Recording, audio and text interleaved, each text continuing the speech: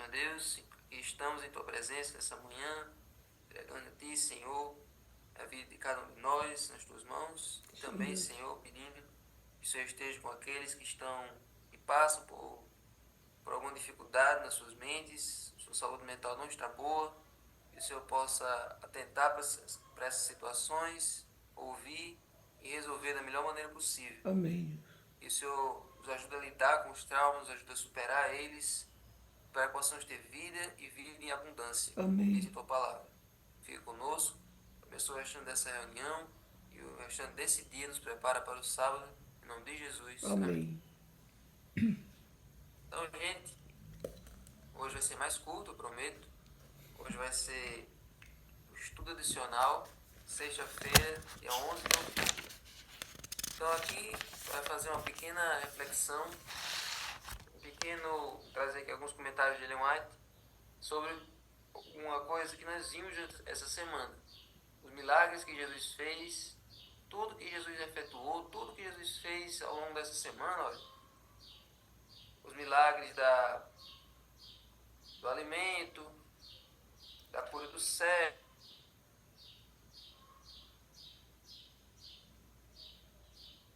envolver uma coisa em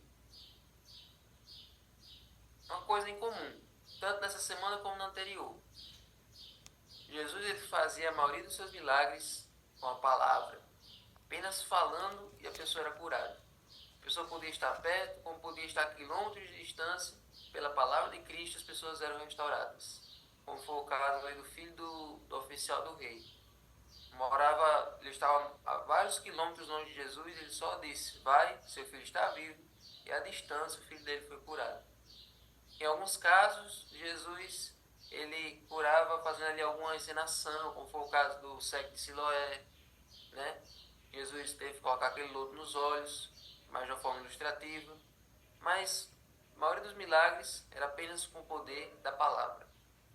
Então, a vida de Cristo que dá vida ao mundo está em sua palavra. Acompanhe comigo na lição da sexta-feira. Era pela sua palavra que Cristo curava a enfermidade e expulsava os demônios. Era pela sua palavra que ele acalmava o mar e ressuscitava os mortos.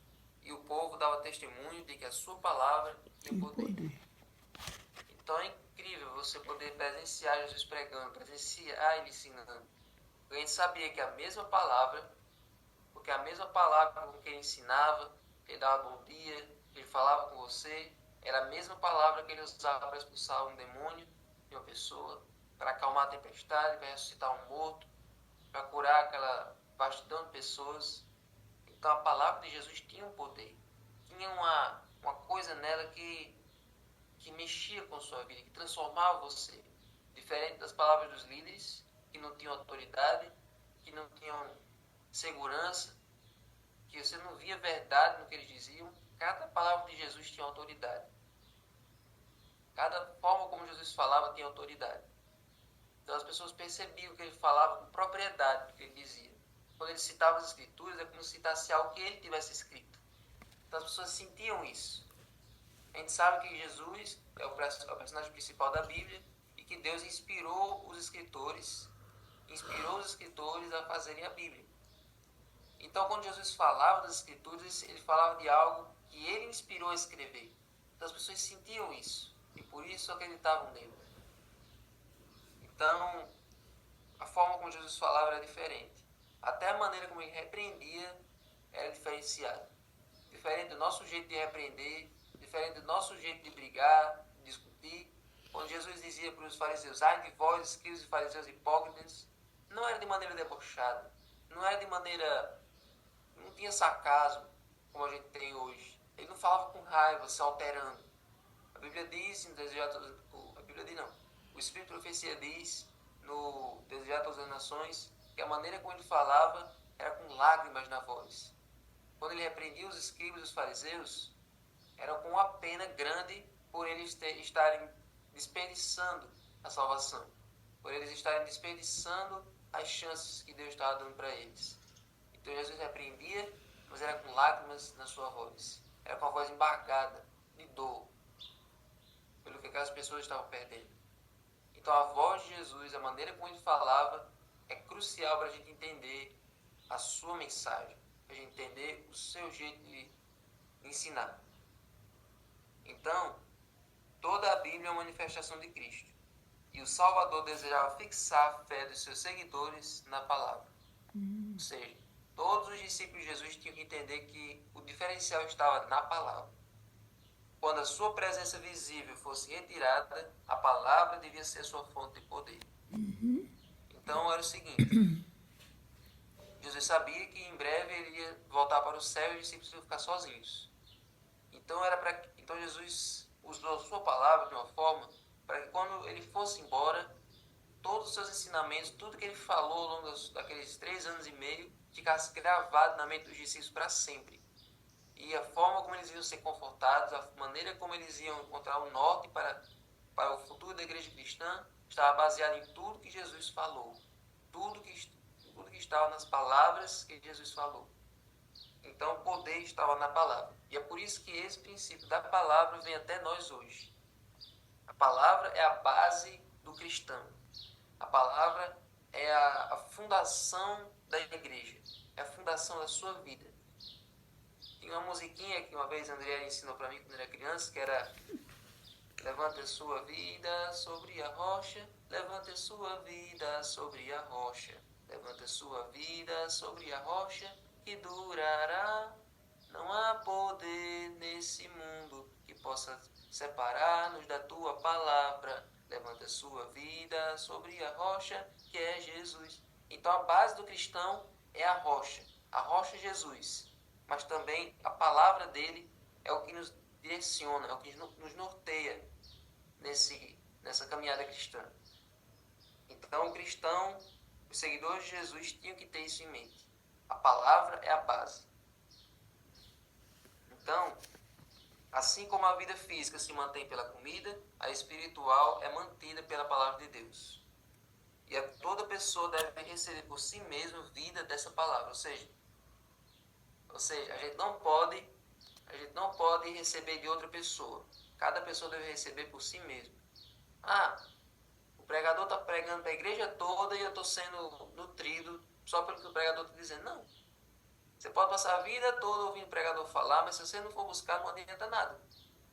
Tem pessoas que já estão ensaboadas de tanto ouvir a mesma mensagem que o pregador pode falar do jeito mais comovente do mundo, pode falar chorando, pode falar emocionado, a pessoa só...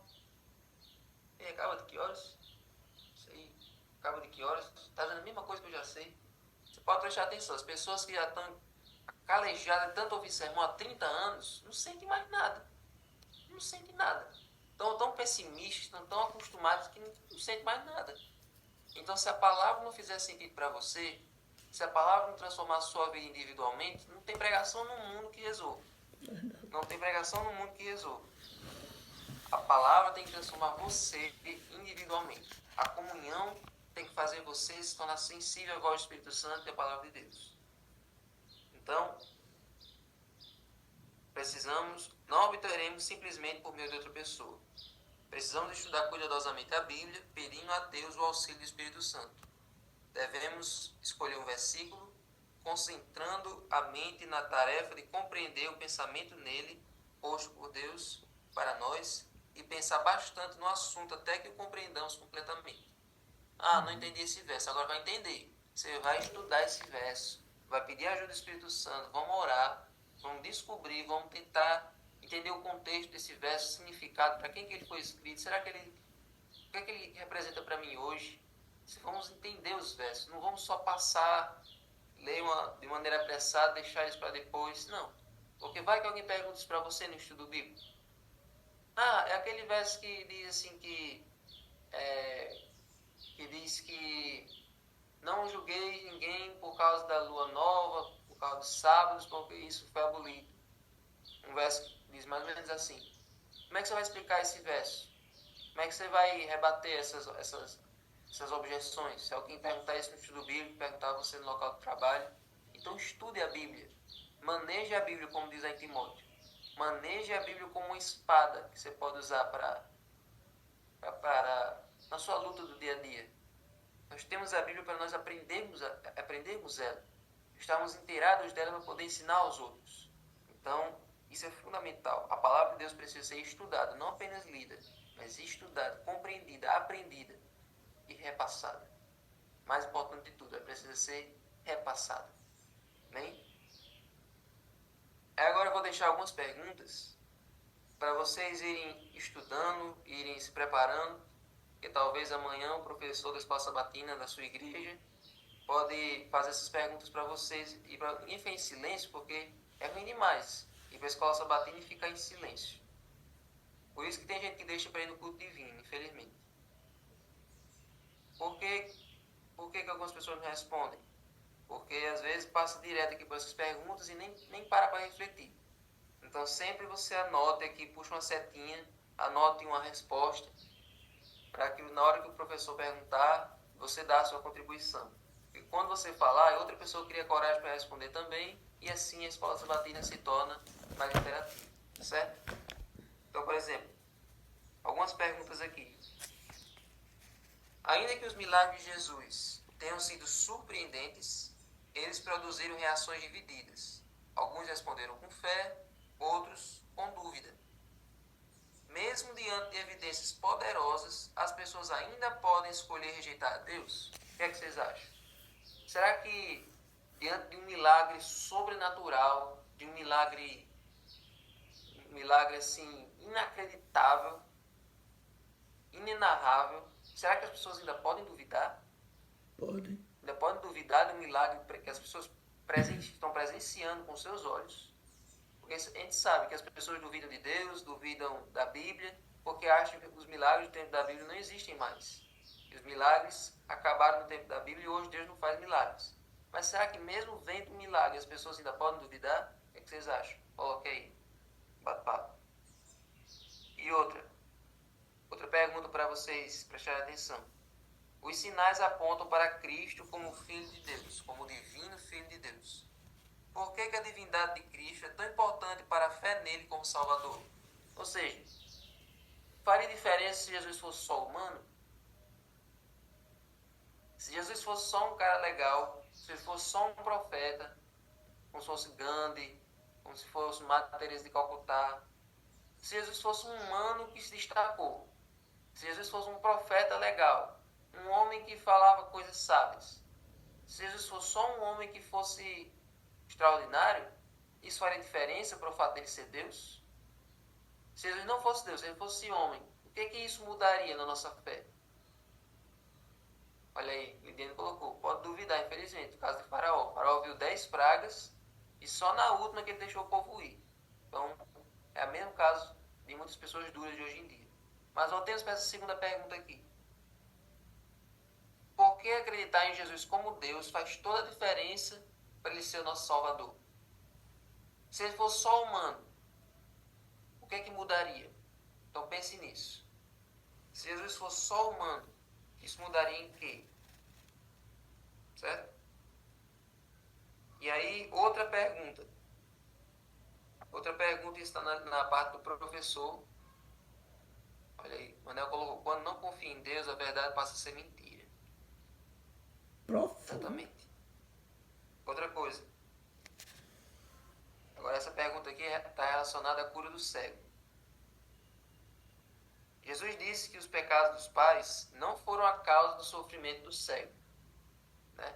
Jesus disse isso. Nem ele pecou, nem seus pais, para que ele nascesse cego. Como é que a gente concilia isso com Êxodo 20, verso 5, que diz que ele visita a iniquidade dos pais nos filhos até a terceira e quarta geração daqueles que lhe aborrecem? Essa também é para a gente pensar. Se Jesus disse que não foi culpa dos pais nem daquele rapaz para ele ter nascido cego, como é que a gente concilia isso com Êxodo 20, verso 5? Coloca aí o que, vocês acham. Então, podem ir colocando as suas respostas. E agora nós vamos orar para nós passarmos para a segunda parte, que é o estudo do livro Eventos Finais. Mas vocês estão vendo que a escola sabatina é para ser isso? É para a gente refletir na palavra de Deus, comparar com o Espírito de Profecia e acreditar e responder as perguntas e dialogar, interagir. É assim que a escola sabatina se torna viva e não apenas um monólogo, um sermão antes do sermão. A escola sabatina é para falar, para você soltar, expressar o que você aprendeu durante a semana, certo? Vamos Vamos orar? Senhor Deus, muito obrigado, Senhor, por essa manhã. Muito obrigado, Senhor, por esse dia. Te pedimos a tua bênção, a tua direção e que a tua palavra, que criou o mundo, que restaura a nossa vida, que faz as pessoas ressurgirem da morte, que um dia vai nos acordar para estarmos na tua presença. Sim, Deus. Que essa palavra nos transforme hoje. Amém. Que essa palavra nos direcione hoje. Sim, e Senhor. pela tua palavra nós possamos nos guiar para que as pessoas vejam o Senhor em nós. Amém. Então ajuda, Senhor, que todos que estão aqui possam estudar a lição e amanhã na escola sabatina interagirem, falarem, para que a mensagem que elas aprenderam se enraize ainda mais no seu coração. Amém, Deus. Dá-nos um excelente dia, em nome de Jesus. Amém. Amém.